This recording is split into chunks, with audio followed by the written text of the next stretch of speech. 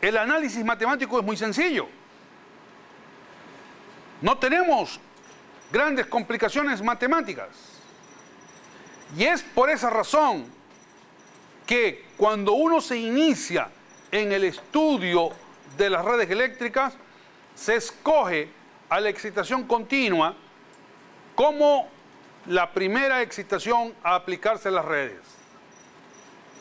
Con ella vamos a trabajar en las primeras semanas, para no tener las complicaciones matemáticas que puedan surgir después con otras clases de excitaciones, especialmente con la excitación sinusoidal.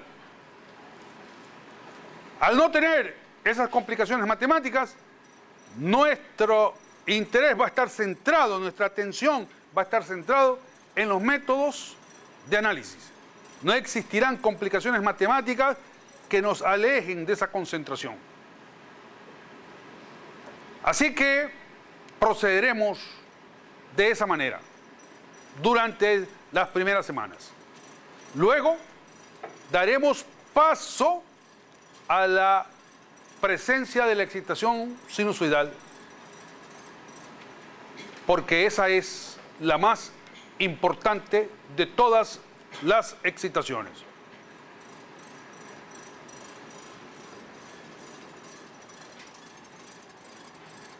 En la teoría de redes eléctricas, al igual que en cualquier sistema físico, también existen las llamadas leyes de interconexión.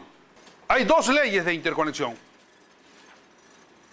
De manera general, las leyes de interconexión en los sistemas físicos asocian a las variables de interés del sistema, tomando en cuenta cómo están interconectadas las componentes en el sistema, sin importarle la naturaleza de las componentes.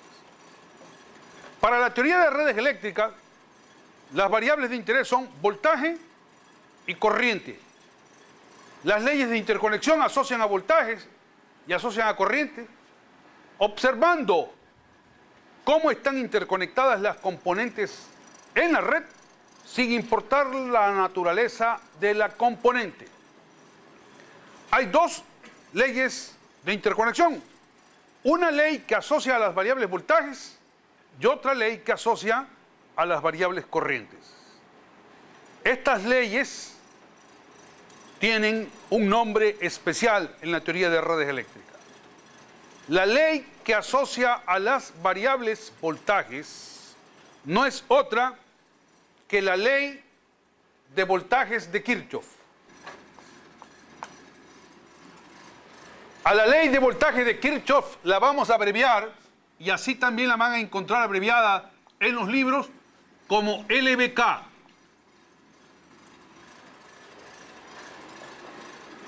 ¿Qué establece la ley de voltajes de Kirchhoff? Esta ley establece lo siguiente: la suma orientada de los voltajes a lo largo de cualquier camino cerrado de una red eléctrica dada es igual a cero en cualquier instante de tiempo. Consideremos la siguiente red eléctrica.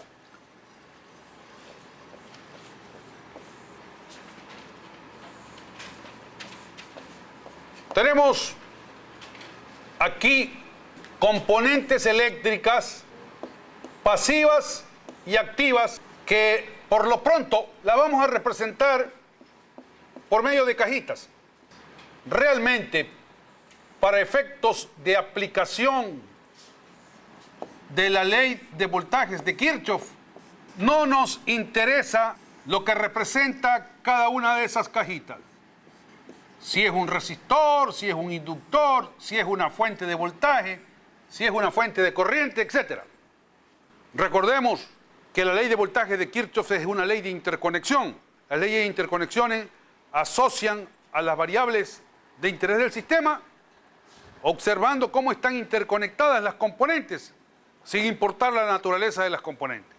Por eso es que para la aplicación de la ley de voltaje de Kirchhoff no nos interesa cuál es la naturaleza de la componente. Cada cajita representa una componente. Y en este momento no nos interesa saber qué clase de componente es. Vamos a aplicar la ley de voltaje de Kirchhoff. La ley dice, la suma orientada de voltajes, así que lo que vamos a sumar es voltajes. Para poder aplicar la ley, nosotros necesitamos que en cada componente esté definido un voltaje. Por eso es que cuando hablábamos de polaridad, decíamos que previo al inicio de la red se necesita asignar una marca de polaridad a cada componente de la red y que esa marca de polaridad se asigna de manera arbitraria. Si no hay asignación de marca de polaridad en las componentes de la red, no podemos aplicar la ley de voltaje de Kirchhoff. Y si no podemos aplicar la ley de voltaje de Kirchhoff, no podremos hacer el análisis de la red. Vamos a suponer que aquí, en forma arbitraria, sean asignados las siguientes marcas de polaridad: B1, B2, B3, B4. Cada componente de la red tiene asignada una marca de polaridad. La ley de voltajes dice, la suma orientada de voltajes a lo largo de cualquier camino cerrado de una red eléctrica dada. Así que vamos a sumar voltajes a lo largo de caminos cerrados. Por ejemplo, a lo largo de este camino de aquí, de este camino de la izquierda, vamos a sumar voltajes. Bueno, nosotros podemos recorrer este camino o en el sentido de las manecillas del reloj o en el sentido contrario al de las manecillas del reloj. ¿Cuál es la opción correcta? Y la respuesta es cualquiera. Realmente eso no es importante. Hacer el recorrido en el sentido de las manecillas del reloj o hacer el recorrido en el sentido contrario al de las manecillas del reloj. Pero cualquiera que sea la orientación de nuestro recorrido, nosotros nos vamos a topar aquí con dos situaciones. Por ejemplo, si recorremos este camino en el sentido de la manecilla del reloj, al voltaje B1 lo pasamos de menos a más, mientras que al voltaje B2 lo pasamos de más a menos. Son dos situaciones diferentes que hay que distinguirlas. Hay que distinguir la una situación de la otra situación. ¿Cómo distinguimos esas dos situaciones? Por medio de signos. A la una situación le asignamos signo positivo y a la otra signo negativo. ¿A cuál le asignamos signo positivo y a cuál signo negativo? Tampoco importa. Lo que importa es establecer la distinción entre la una situación y la otra situación.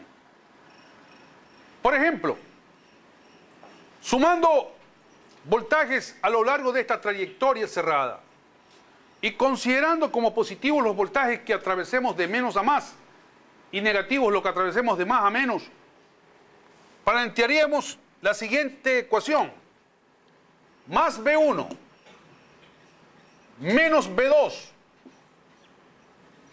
menos B3 porque vamos de más a menos, más B4 porque vamos de menos a más, y menos B5 es igual a 0.